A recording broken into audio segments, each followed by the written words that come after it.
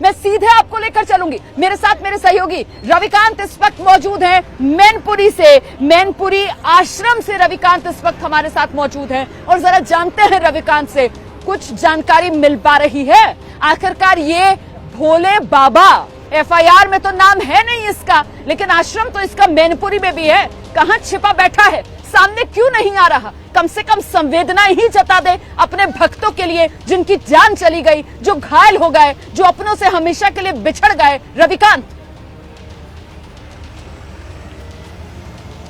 रोमाना, देखिए आपको इस समय दर्शकों को तस्वीर दिख रही है मैनपुरी में जो बाबा का आश्रम है वो हम दिखा रहे हैं। ये फार्म हाउस नुमा आश्रम है जिसमें कि एक बड़ी बिल्डिंग है, लाल उसकी खपरेल की छत है, बाहर एक गोल्डन कलर का भव्य दरवाजा है और किले जैसी चारदीवारी है। ये माना जा रहा है कि बाबा इसमें छुपा हुआ है।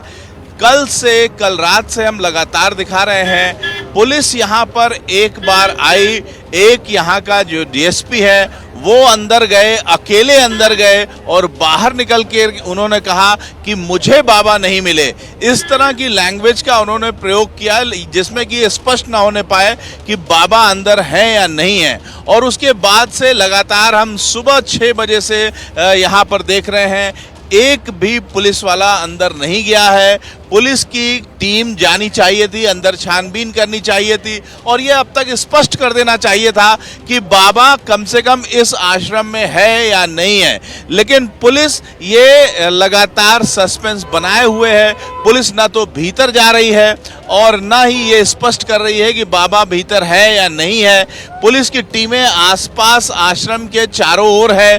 आश्रम के चारों दिशाओं में पुलिस के जो जवान हैं वो गश्त कर रहे हैं। इस समय भारी बारिश है, उसके बावजूद जो एक गोल्डन दरवाजा है उसके सामने पुलिस की जिप्सी खड़ी है, लेकिन पुलिस भीतर नहीं जा रही है। उसका क्या कारण है? अभी तक इतना सारा कुछ हो जाने के बावजूद, इतनी हृदय विदारक घटना होने के बावजूद बाबा के अंदर ये नैतिक बल नहीं है कि वो बाहर आए। लेकिन पुलिस भी क्यों ये स्पष्ट नहीं कर रही है, जबकि मुख्यमंत्री योगी आदित्यनाथ खुद इस मामले को देख रहे हैं, बावजूद इसके यहाँ पर उठा रहे हैं कि आखिरकार यूपी पुलिस साहस क्यों नहीं जुटा पा रही? यूपी पुलिस मैनपुरी के इस आश्रम के भीतर क्यों नहीं घुस पा रही? आश्रम के भीतर रेड क्यों नहीं मारी जा रही? क्यों नहीं पुख्ता तौर पर तस्वीर साफ की जा रही कि आश्रम के भीतर वो बाबा छिपा बैठा है या नहीं? नैतिक जिम्मेदारी तो कम से कम बाबा को लेनी चाहिए ना, नैतिक साहस ये सो कॉल्ड भोले बाबा नहीं दिखा पा रहा। मैं सो कॉल्ड कह रही हूं क्योंकि वाकई में अगर कोई महापुरुष होता, कोई बाबा होता तो अब तक तो उसका मन इतना ज्यादा दर्द से भर चुका होता कि शायद वो खुद को रोक ना पाता, खुद ही वो सामने आकर इस पीड़ा को महसूस करता और सांत्वना देता और संवेदनाएं अपनी व्यक्त करता।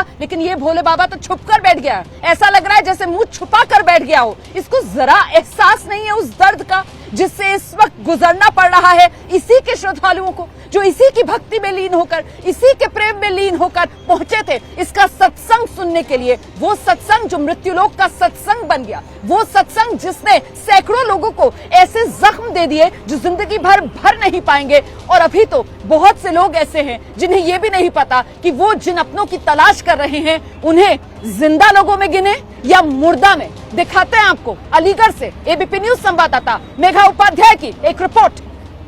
हाथरस में हुए भयानक हादसे में जो सत्संग में भगदड़ मची उसमें 100 से ज्यादा लोगों की मौतें हो गई। इस वक्त मैं अलीगढ़ में मौजूद हूं। अलीगढ़ में इसलिए क्योंकि अलीगढ़ में भी 38 शव लाए गए।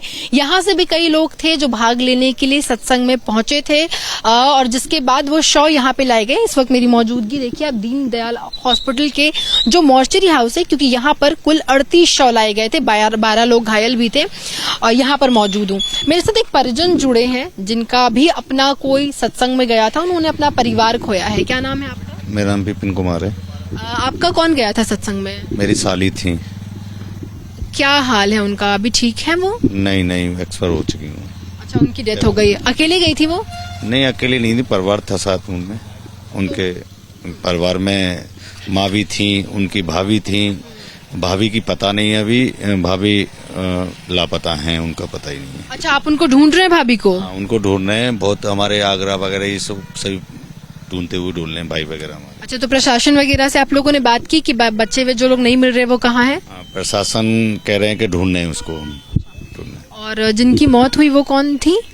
वो हमारी साली थी, सर्विस नाम था उनका, नगला मेहताब में रहती। और बाकी लोग थे, जैसे आपने बताया कि पूरा परिवार गया था, भाभी, साली और भी लोग, बाकी लोगों का पता चला? नहीं, अभी बाकी लोगों का, सिर्फ भाभी का तो कोई पता ही नहीं है अभी। भाभी के सिर्फ कपड़े मिले हुए हैं बस। ओ, तो अच्छा, मतलब आपने सारे जो जितने मॉर्चरी है या फिर जो एडमिट है सब जगह चेक कर लिया? और कर भी रहे हैं चेक, बहुत कर भी रहे हैं चेक। अच्छा, तो बाकी जो 2 और लोग थे उनके बारे में जानकारी मिल गई आपकी भाभी के साथ? और जो लोग थे और के बारे में जानकारी मिल गई है। क्या एग्जैक्टली वहाँ पर हुआ था, किस तरीके से भगदड़ मची, इसके बारे में कोई जानकारी? भगदड़ बताई जा रही है कि बाबा जब निकलते हैं वहाँ से, बाबा जब निकलते हैं तो बाबा के चरणों की धूल लेने के लिए भक्त जाते हैं।